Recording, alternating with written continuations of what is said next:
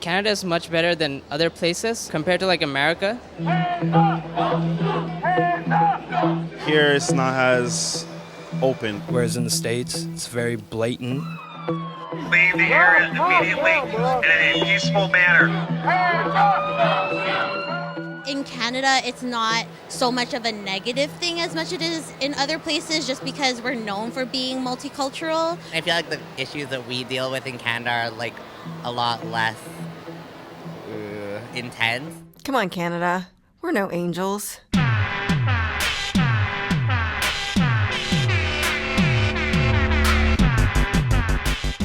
Hello and welcome to Color Code, a podcast about race in Canada from the Globe and Mail. I'm Denise Balkissoon. I'm hosting on my own today because Hannah Sung is off working on next week's episode, but she will be dropping by in just a bit. Today, we're talking about a core concept of Canadian identity, comparing ourselves to the United States.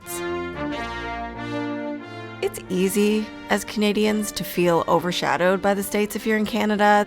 There are 320 million of them and only 35 million of us. And they do tend to hog all the attention on the world stage. But I think that as much as we complain about that, we also use the United States to our advantage when we don't want to face our own problems, and that includes the problems that we have with race and racism. So let's get one thing out of the way. It's true that, like everything else over there, when it comes to racism, the United States is about drama. Last year alone, over 100 Black people who were unarmed were killed by police. And in response, there were protests, there were cities under curfew, there were police forces shooting water cannons at citizens. Meanwhile, Donald Trump is running for president, and we have to hear him say that he's going to keep all Muslims out of the country entirely. So, yeah, compared to that, Canada is pretty benign. But let's not get ahead of ourselves. There's a lot here that we could think about.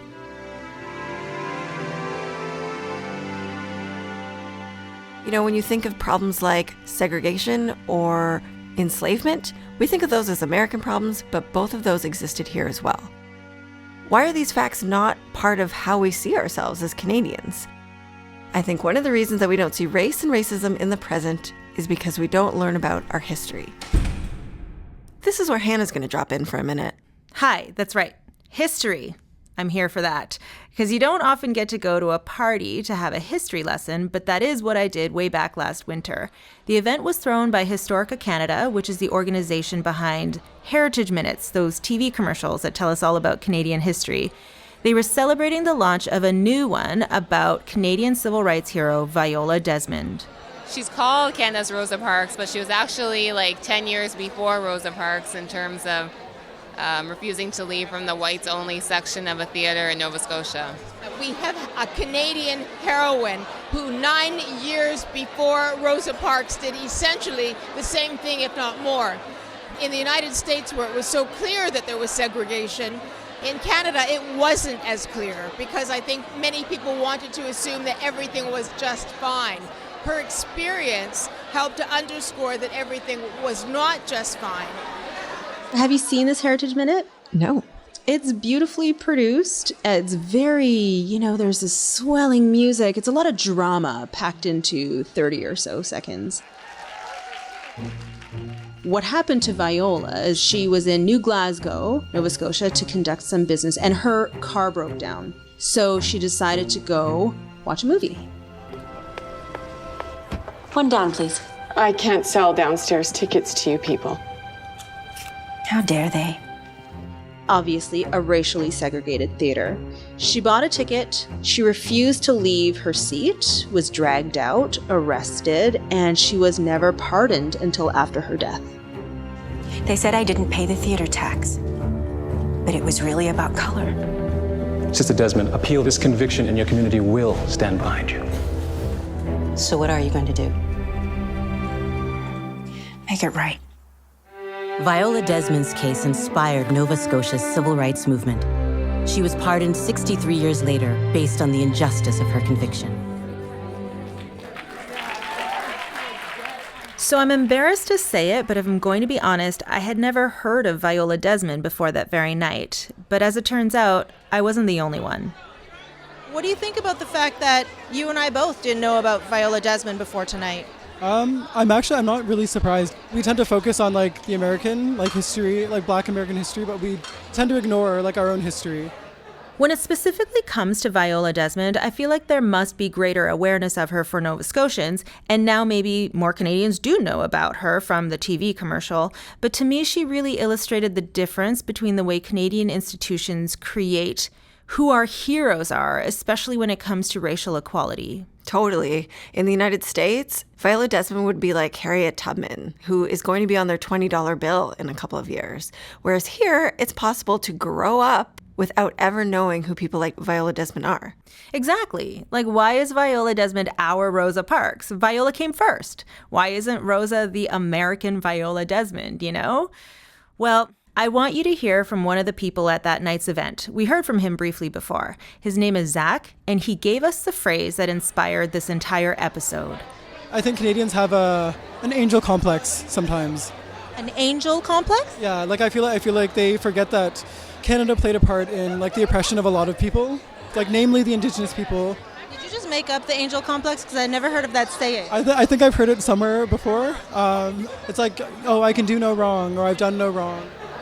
I don't know if you can tell, Denise, when you're listening to that, but I loved when he said angel complex. It's really a perfect way to summarize how Canada sees itself in comparison to the United States. Definitely. And I think on some level we all know that. I mean, that's what our poll results seem to find, right?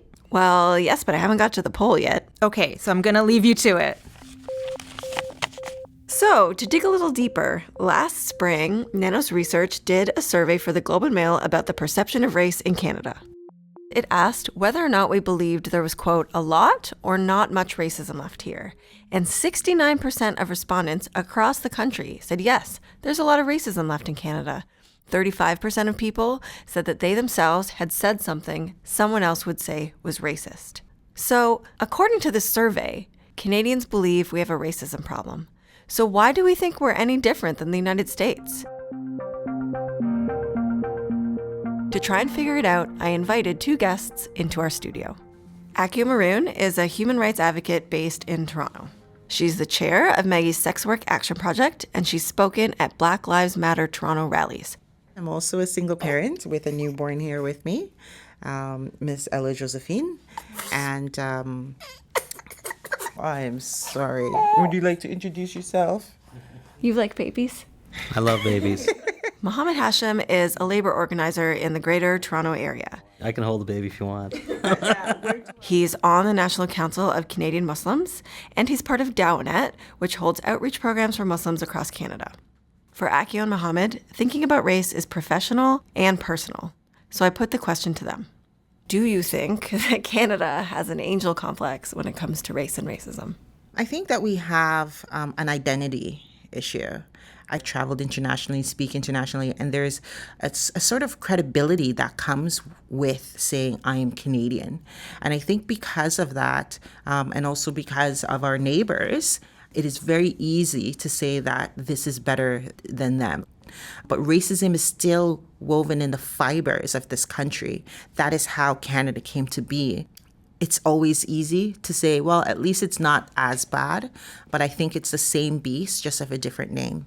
You know, I think it's a complex question because, you know, when you look at the Muslim community experience, there's many within the Muslim community who feel, yeah, you know, it's not as bad as it is in the States, but that erases the experience of Black Canadian Muslims. Mm-hmm.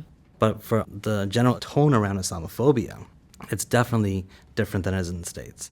Because I know family members in the U.S. who really, you know, they wouldn't even put on the hijab, right? Because they feel like it's just, it's a marker for you to get attacked.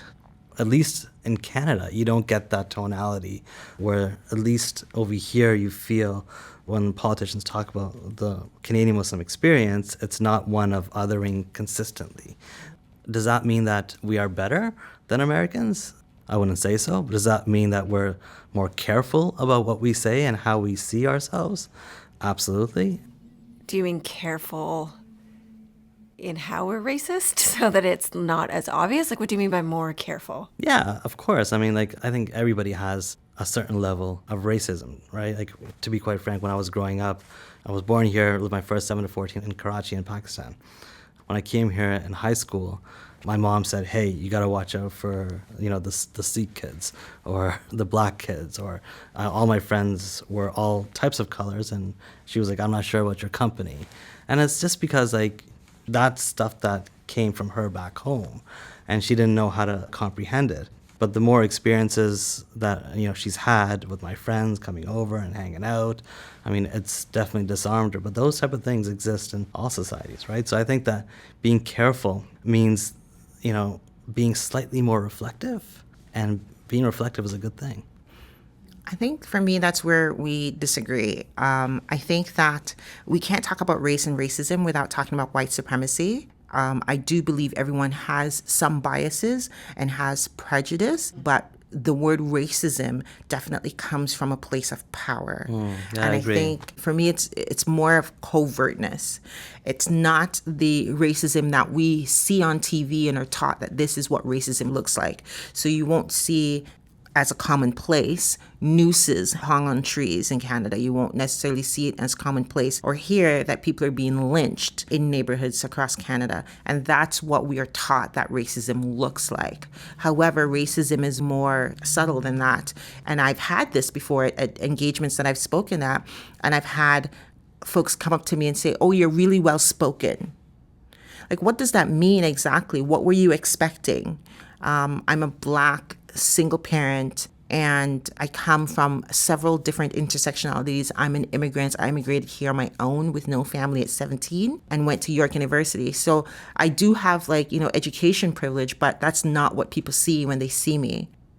And so for them, it's a compliment to come up and say, oh, that you're really well spoken, you're really intelligent.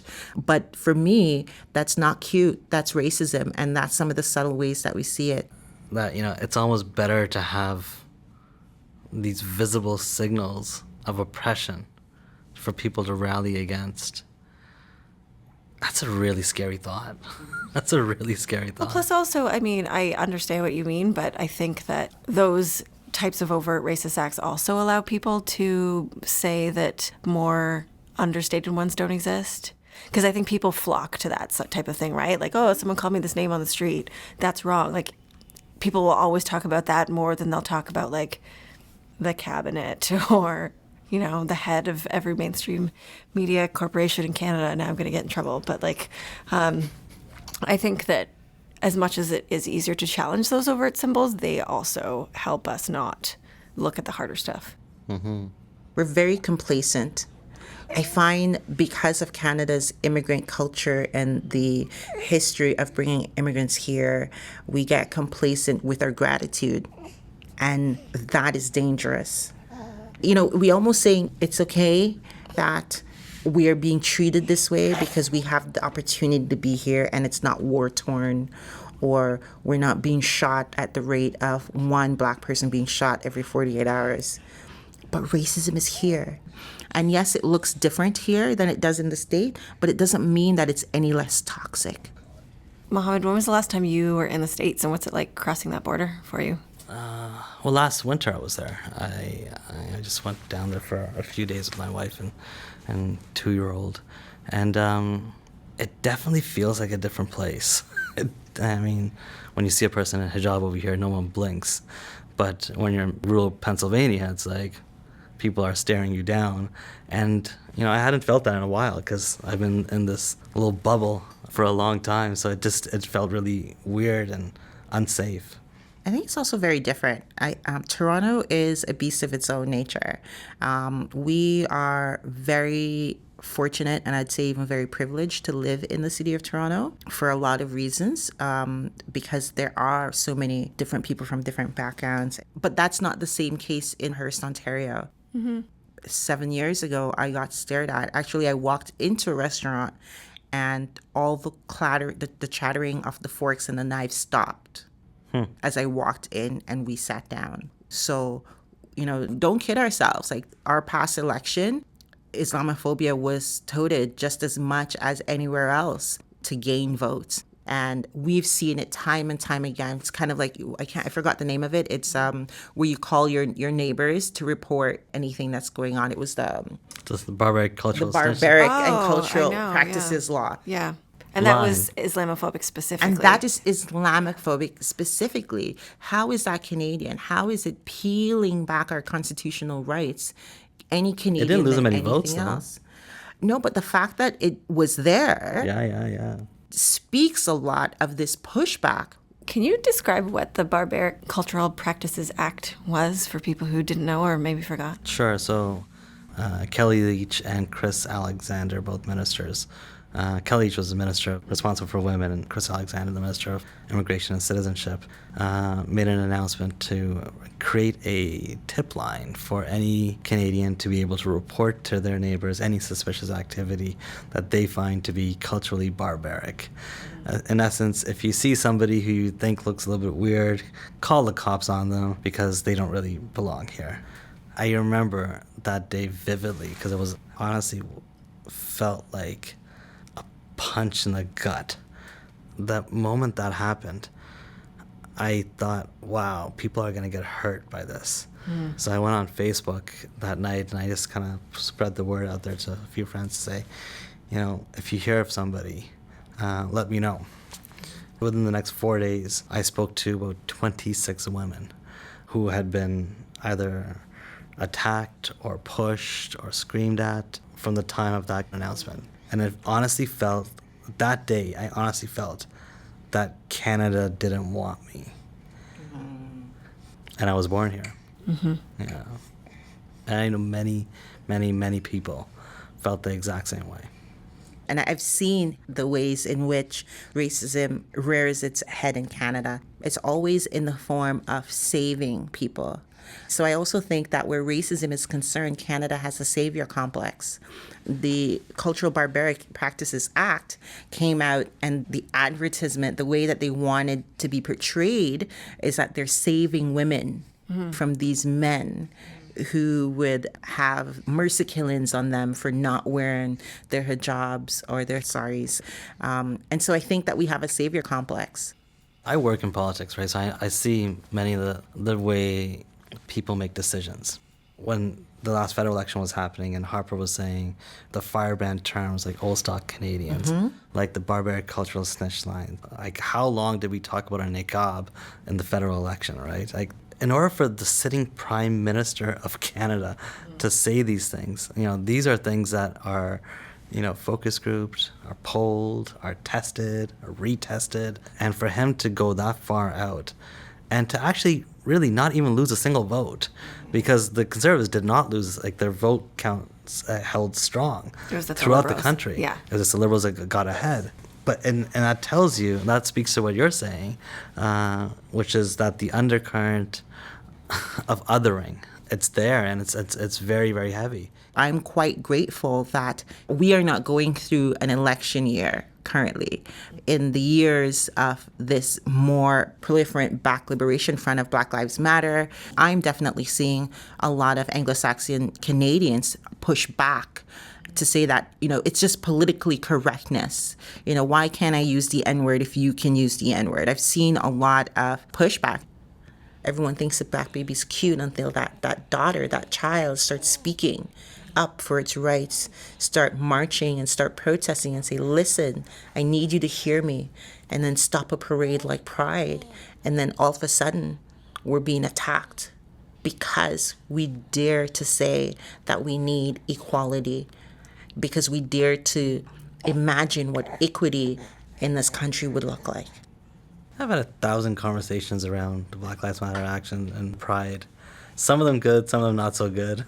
Some people were like, it's just already an anti-oppression march. Why are they doing so? Yes, I agree, the corporatization, blah, blah, blah, blah.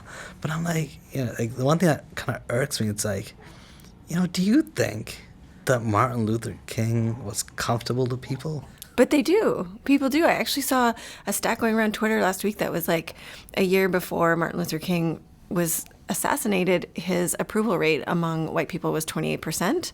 And I think that blows a lot of people's mind because they think that all along he was like a teddy bear that everyone loved. Like that's sort of the way that his image has been manipulated, I think. The discomfort is what, like, I have a boss, a former boss of mine, her name was Mohammed. Like, the first day of the job, she told me, listen, your job is actually to create discomfort.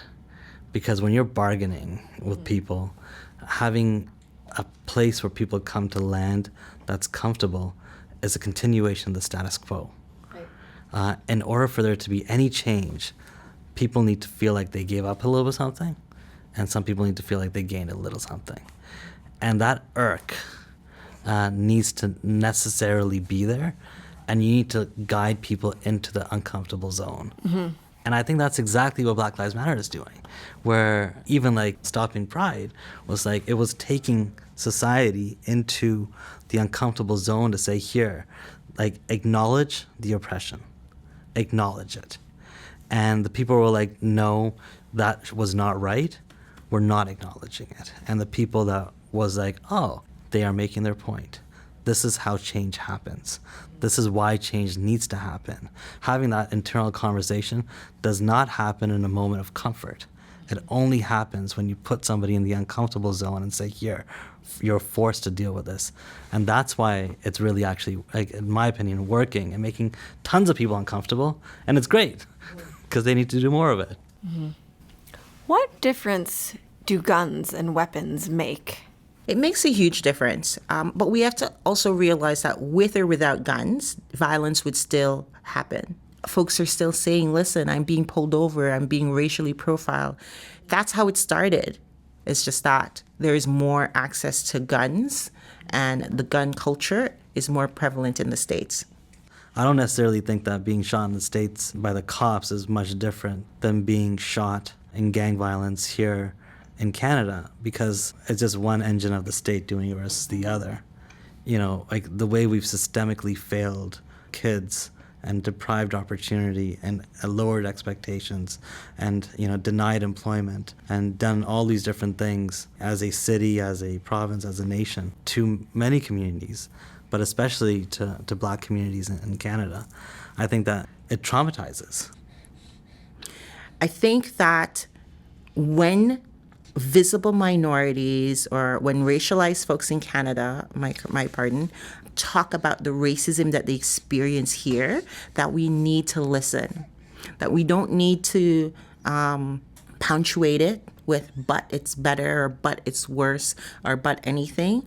I think we need to open our ears, eyes, and hearts and feel and empathize with them and try to change the ways in which we've systemically oppressed racialized folks in this country.